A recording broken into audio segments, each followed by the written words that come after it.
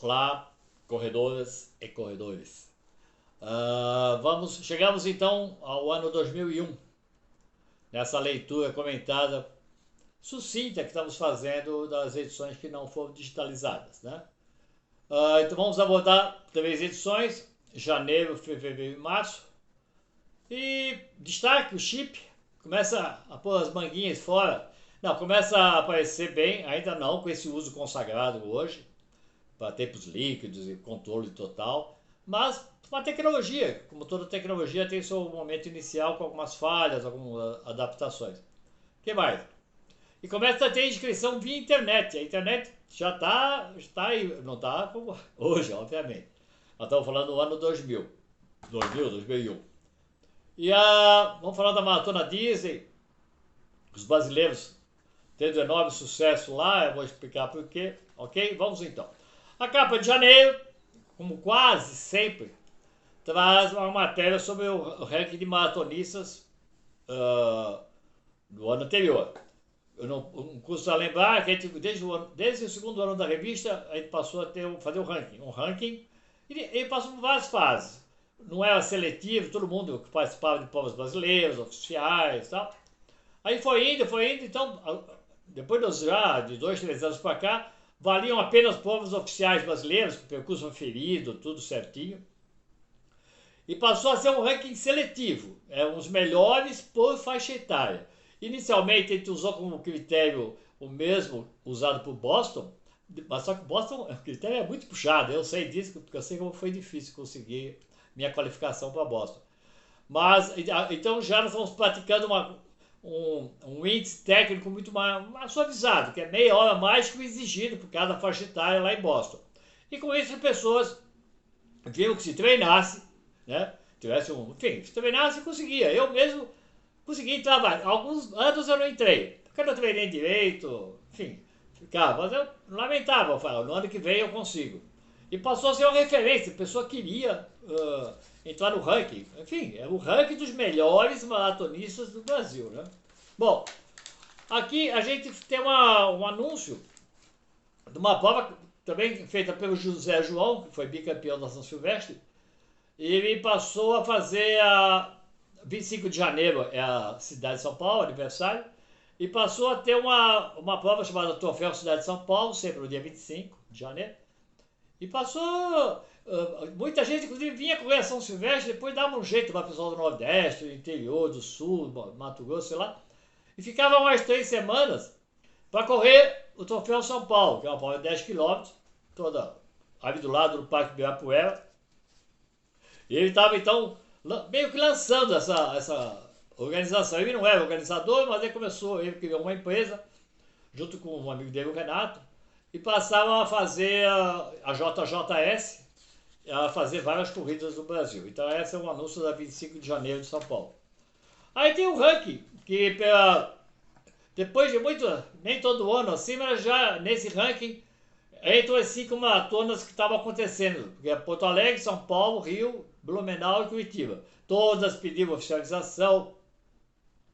Então foi tudo certinho, chegou a ter 2.584 homens e 373 mulheres, que era mais ou menos um terço, um pouco menos de um terço dos participantes conseguiam entrar no ranking. Era puxado, mas o tempo limite já estava mais suavizado, como eu falei há pouco, né? Aí temos os melhores do mundo naquela época. O português, o Antônio Pinto foi o melhor no ano 2000, com o resultado dele 2:6:36 em Londres. Bom, aí nós temos sempre matéria de nutrição, e com vários participantes. Por exemplo, no caso, a Vanessa Carlson, foi uma das nutricionistas que revezavam com outras nutricionistas que escreviam todo mês na revista. Aqui é uma matéria sobre bebidas isotônicas. Havia já o Gatorade e outros, mas ainda era uma coisa que não era tão consagrado. Então, ela comentando como tomar, quando tomar. Até para. Ficava aquele negócio: eu vou correr 2 quilômetros, preciso tomar Gatorade antes, durante e depois. Não precisa tomar nada. Corre lá. Hoje mesmo eu acabei de fazer um treino aqui, um treininho que eu faço de 12 quilômetros. Eu fui até um parque e tal, corri lá uma hora. Não, fui até lá. Depois de correr 1 hora, eu tomei uns goles de água e voltei para casa. Quer dizer, não estamos numa temperatura excessiva. Então não. Eu estava começando já a querer falar, olha, esse negócio de hidratação é importante e tal. Mas não precisa exagerar. Toma água quando tiver sede, porque já estava começando aquele negócio assim. Beba antes de ter sede, senão, nossa, você vai morrer. Ai, meu Deus, que tragédia. Bobagem. Ou seja, qualquer pessoa que não seja, tenha algum problema mental, você já sabe, estou com sede, vou beber. Não estou com sede, não vou beber. Mas enfim, é importante, no caso de maratona, meia, mas maratona, principalmente se hidratar bem, fazer uma reposição com carboidrato em gel, ou um pedaço de banana, enfim, coisas que te ajudem a suportar esse período. Bom, aí, então você sabe que a revista se calcou sempre numa crítica, às vezes, como dizem, um pouco feroz aos organizadores, aos maus organizadores, que eram predominantes. Então, a gente falava, não só, a gente criticava, ó, cara, fez tudo errado, mas faz certo, assim, ó, põe um banheiro de largada, põe água assim assada, faz o controle de trânsito dessa forma, faz uma prova num lugar mais ermo. Atendimento médico, as coisas básicas. A gente tratava nessa fase ainda de pedir para organizadores cuidarem do respeito ao corredor. Depois a gente passou algumas provas mais importantes, falar médio percurso, cacete, tem que fazer certinho. Depois, no final, medalha e camiseta para todos, então, não para alguns.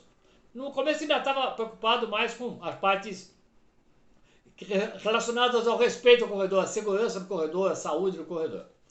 Mas, eu já tinha constatado isso também, mas depois até um organizador mandou falar, olha, tudo bem, você critica os organizadores, as críticas têm sentido, nós estamos evoluindo e tal. Mas você tem que criticar também os corredores. Porque os caras fazem um cadastro, na hora que faz a inscrição, faz data errada, o sexo não marca direito. Aí na hora que vai participar, pega o número do outro cara. Aí na largada, tem banheiro, mas ele urina no chão. Na chegada, o cara come o lanche e joga tudo no chão. Aliás, a chegada das corridas, ao menos quando eu ia, alguns anos atrás, é uma zona. Eu vou contar até uma historinha. Uma vez um treinador contou que tinha levado um atleta de elite ao Japão, uma corrida, uma maratona, eu acho. Aí na chegada do maratona, você sabe como é que é aquela cena, parece uma guerra, todo mundo caindo, esgotado e tal. E ele viu aquele pessoal todo, normal. Mas com uma fila. Aí fala, bom, é para buscar um brinde ou para alguma coisa, assim, todo mundo, um segurando no outro, depois dos 42 quilômetros. Aí ele foi lá e viu o que era, né? O que estava mudando. Não estava mudando. O pessoal estava em fila. Japão. Os caras estavam em fila, porque eles tinham recebido um lanche na chegada tal, e estavam tudo com isso na mão, estavam em fila para chegar num lugar para pôr no lixo. Vixe. Pois é. Não, isso nunca aconteceu no Brasil. Eu não sei, acho que nunca vai acontecer. Mas enfim, aí eu fiz os 10 mandamentos de um corredor consciente, né? Que não corre com o número do outro, faz a inscrição direito, usa os banheiros civilizadamente, né? Porque eram banheiros, bom, quando tinham, depois ficavam terríveis. Aí outras dicas também, olha, sentindo mal, depois da chegada não pare, vai andando para relaxar. Observações não só de comportamento social, de respeito aos seus pares, o que estava acontecendo, mas também cuidados com ele mesmo, de fazer uma volta calma depois da corrida, de procurar as pessoas, se tivesse com alguma dificuldade. Enfim, a gente de vez em quando pegava no pé dos corredores também, porque, né? Aí tem uma cobertura da São Paulo Classic, que é uma das provas da Copa, né? Mas ela, como eu falei outras vezes, é uma prova perfeita. Simples, perfeita. E com isso, todo mundo queria participar, 10 quilômetros.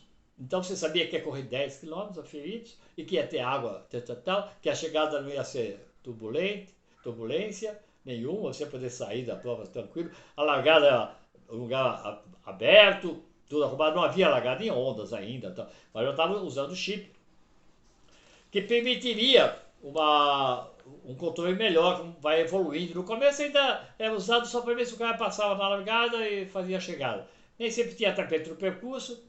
E muito menos ainda é usado no sentido de tempo líquido, você sabe, né? O tempo só quando você passa na largada. E todo mundo que vê largar na frente, bum, dava lá o tiro de revólver. E depois, quando começou a se considerar o tempo só a partir da passagem do tapete, tempo líquido, aí a pessoa sai, ó, largou, tudo bem, saiu daqui a 5 minutos, 10, só quando eu passo é que vai valer.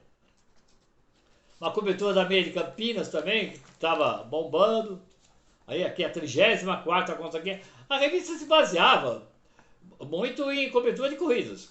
Aliás, a revista surgiu com esse sentido, porque você ia correr uma prova antes da CR, você ia correr uma prova, não adianta você pegar o jornal no dia seguinte, a não ser que você mostre bastantezinha, aquele jornal que sai uma vez por semana, no anterior, aí ia ter lá a corrida do aniversário da cidade, teve muita gente, ganhou o João e a Maria, tal. O prefeito esteve lá, na largada, tal. Mas a revista surgiu porque o cara, olha, eu fui correr a prova tal, como é que eu vou saber onde... Ah, não. Compra contra-relógio, ou assina contra-relógio, que vai ter uma cobertura com fotos lá do pessoal, às vezes até se aparece, vai ter os resultados completos, algumas provas. Essa época a gente publicava resultados de quase todas as corridas que eram feitas cobertura, porque não havia internet nesse sentido. Então, ou se pegava o resultado aqui, ou você não ia ver resultado em lugar nenhum. Aí, até uma coisa curiosa, uma foto aqui da Marta Tenório, aquela que ganhou São Silvestre de 87, a última noturna, e de 97, 10 anos depois. Aí veio uma notícia de uma sessão de corrida lá fora, que ela ganhou no México, uma prova de 2 horas e 34, foi o recorde da prova. E com isso ela ganhou, na época, nós estamos em 2000, né, 2001, ela ganhou $100 mil, $100 mil em 2001, e ainda um Mercedes-Benz. Você vê que ela já se pagava muito bem. Aí a edição de fevereiro, com a São Silvestre, na capa, a Adriana de Souza, que foi a quarta colocada. A Adriana de Souza morreu há pouco tempo, uma operação que ela fez e, enfim, foi uma tristeza. E o Vanderlei, na capa também, com a chave do carro. Você sabe, todos os brasileiros ganhavam o carro, os melhores colocados eram brasileiros. Aí é a 76ª, domínio queniano, ficou quase sempre, não pode ter ganha pela 5ª vez, né? Mais uma queniana. E aqui fotos. A revista fazia questão de fazer fotos dos corredores. Aí também publicamos o Beneturco, né, que escreve na área de pista e campo. Comenta sobre o Ademar Ferreira da Silva, que morreu, né, nesse ano. Era o nosso, na época, o único bicampeão olímpico, né? Salto triplo, como você sabe. Bom, aí tem uma matéria sobre a maratona Disney, e que a Hilda Alves vence.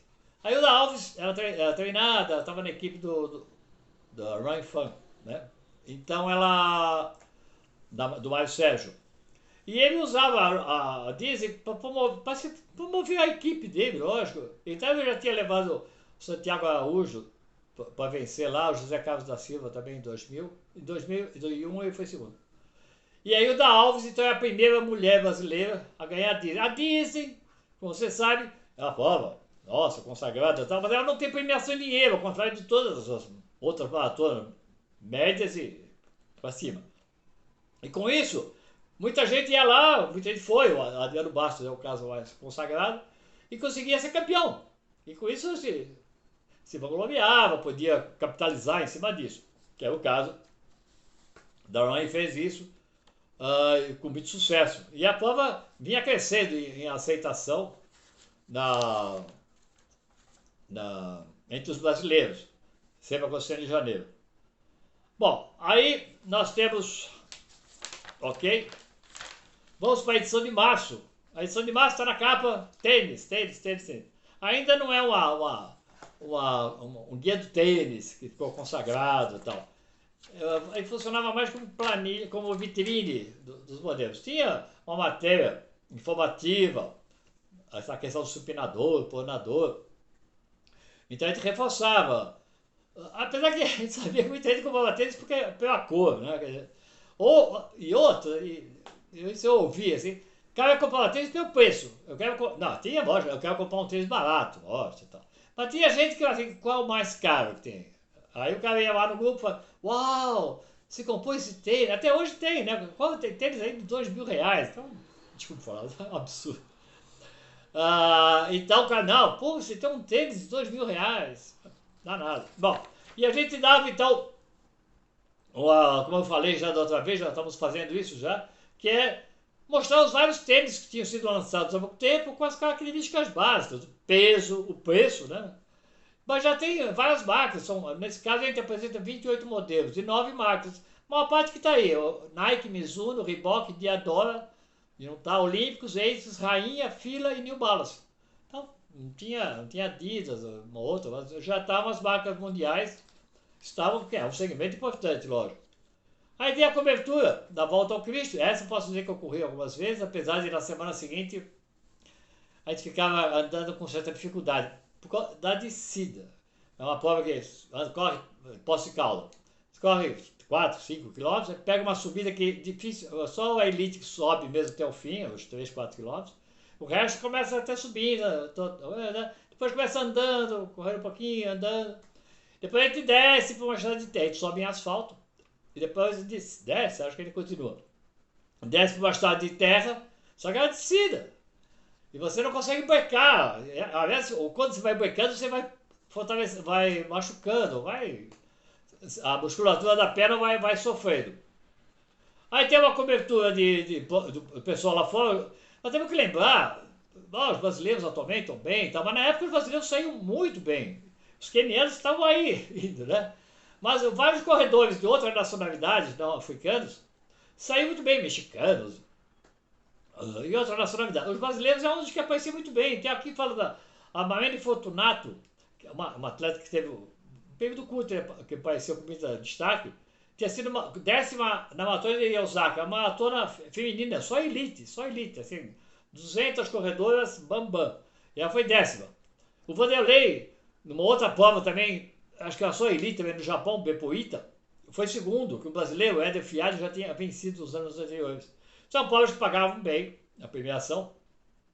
E aqui embaixo tem outro título que eu estou vendo agora, que japonesas superam quenianas. Então a Naoko Takahashi, famosa, tal, ela venceu, as quenianas, não, as mulheres africanas não vieram no mesmo nível dos homens no começo. Os quenianos, os homens já estavam, etíopes, principalmente quenianos, estavam já tendo grande sucesso. Mas quenianas ainda não, estavam vindo. Em algumas provas chegavam lá, ganhavam uma europeia, segunda, terceira, lá em quarta aparecia uma queniana. Mas já estavam aparecendo. Aqui uma cobertura de uma homenagem feita pelos baianos lá em Salvador para o Ayrton Ferreira, que é o nosso principal colaborador, e pelos 25 anos de corrida do Ayrton. E para terminar, um anúncio da Maratona de São Paulo, né, chamando para a prova, que iria acontecer em julho, com a premiação e tal. E uma coisa que a gente já estava fazendo, que era positivo, começaram a promover, a prova já é feita pela ESCOM, é da Globo, organizada pela ESCOM, começa a fazer treinos preparatórios para a maratona, que a revista sempre apoiou totalmente, porque uma das características que eu já falei em outros vídeos, as pessoas entravam, principalmente na Maratona de São Paulo, mais do que em outras maratonas brasileiras, nem sabendo a distância direito. A Globo falou para ir, eu vou, tá? Depois ninguém via, não acaba essa corrida. 42 quilômetros.